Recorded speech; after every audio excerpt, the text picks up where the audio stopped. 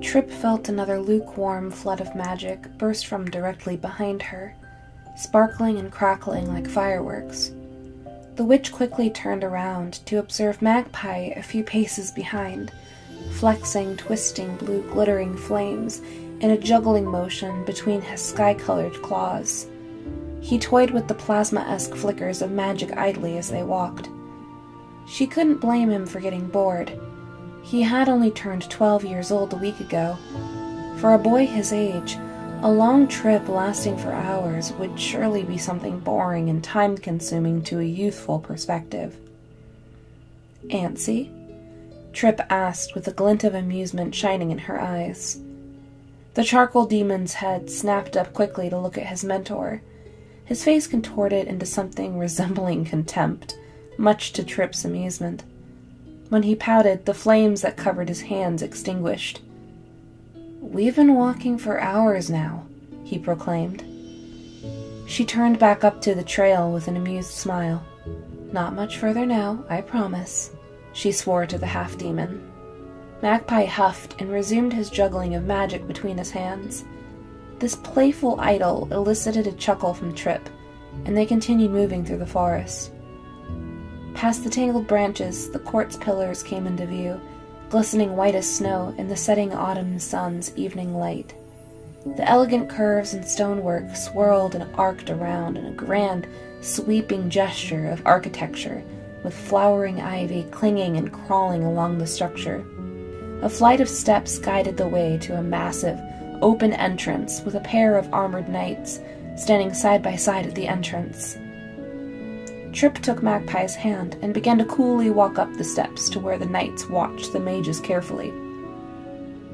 Apostates, the one shaped like a jagged, minty crescent, began with a cautious wave. He looked to the other, much taller, deep blue square wearing a wreath of golden leaves. "How do we handle the mages?" The square sighed, seemingly tired of the younger apprentice's questions. "It is only the great witch Tripitaka. What is the purpose of your visit?" The witch clasped her hands together tightly when she felt Magpie duck to hide behind her billowing black dress. It has been many years since her last visit to the temple, and it was only for an emergency of magical proportions. It was only natural that it may be strange that such a powerful and dangerous witch would be visiting the artifact of great renown, especially when she was able to almost effortlessly siphon magic from the air around her. "Draft, it has been a while," Trip teased. "Good to see you're still in good health. Just as handsome as you were 20 years ago. You've barely aged a day." The square frowned. "Spit it out, apostate. We have no time for flattery and solicitation." Trip frowned and sighed. "If you insist. Anyway, I had promised my apprentice to visit the temple on his 12th birthday. You surely understand how important it is for all magic users to fully understand their magic sources, lest they cannot cast anything. It's time for my apprentice to know where their arcane power comes from." The crescent-shape's eye landed to stare at Magpie in a close inspection. Upon noticing their gaze, Trip's amicable stature shifted, and she shuffled in front of him protectively. "Your apprentice," the crescent went on slowly. "Aren't they—" The crescent hissed in pain when Draft hit the side of their head with the hilt of his greatsword. "Arch, compose yourself," the elder knight growled. "You mean to ask if he is a demon?" Trip scoffed and rolled her eyes. "Only halfway. It's not enough for him to be a real threat." Draft narrowed his expression. "So he is one. You realize we only just fought off another attack from one of his kind only last spring. A massive beast made of ice and wings nearly tore down the entire temple trying to get to it. It took the work of the sages and architects to repair it. So excuse us for being a bit cautious." "Draft." Trip's voice dropped several degrees. She shifted to the side in order for the knights to get a better look at Magpie, who was standing awkwardly and intertwining his hands together into an anxious tangle. "Take one look at that tiny, harmless boy and tell me that he has a single malicious bone in his body." Trip took a commanding step closer to the knights as she crossed her arms. "Not to mention, I have done my own fair share of work by driving out foreign intruders in the forest. I am near certain that I've prevented at least another dozen attacks on behalf of your precious Order of Knights. And yet here I am, uncompensated and rejected. What would Sink think if he heard that you've been outdone by some apostate witch for the past 50 years, huh?" All right, he growled and tapped the tip of his greatsword into the cool, smooth quartz of the temple floor. 5 minutes. I will grant you 5 minutes with the artifact. The things I do for you, Trip. The broad smile returned to her face as she coyly tilted her head with an obnoxiously flirtatious wink. "Thank you, plum cakes. I won't forget this."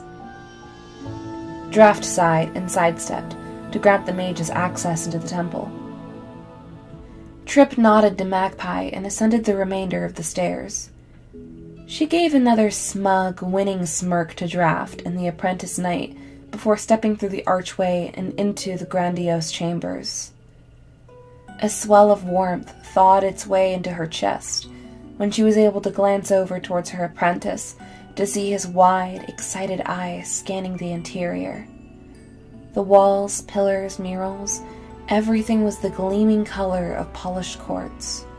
Swirling murals etched the walls, depicting the fable of a blue star descending onto the mountaintops, delivering the heart to who had become the absolute first sovereign queen of Arcadia, followed by strict instructions for reparations and care for the artifact. The aforementioned heart sat in the center of the temple, resting neatly over an altar with countless runes decorated across it. More vines swept up along the curvature of the pillar, leading up to where the heart was contentedly nestled within the flowers and ivy. The heart itself thundered powerfully within the temple, each beat a powerful resonance of magic and passion. The warm red color was inviting as a hearth fire, and just as equally warm as well. It was about half of Magpie's height, reaching up to his hips.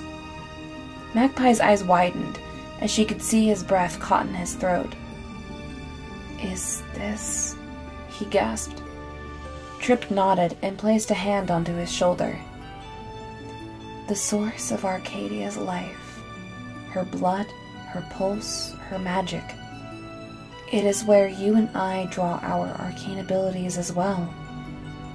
But to harness your magic, you must understand what it is that you are siphoning from." Magpie shivered and hugged himself, refusing to tear his eyes away from the divine artifact. "I feel good," he breathed. "All of my bad feelings are gone. I'm not nervous anymore." "It's what it does," Trip began to explain. "The heart not only funnels concentrated magic to us, but it also heals all wounds, whether that be emotional or physical. And because we are mages, we are deeply connected to it."